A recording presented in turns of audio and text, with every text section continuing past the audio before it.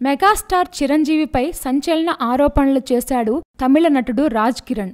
తనకు చెప్పా పెట్టకుండా గోవిందుడు అందరివాడేలే చిత్రంలోంచి తొలగించారని, దానికి కారణం చాలా సన్నివేశాల్లో చరణ్ కంటే నేనే ఎక్కువగా డామినేట్ చేయడమే కారణమని వ్యాఖ్యానించి సంచలనం సృష్టించారు ఈ నటుడు.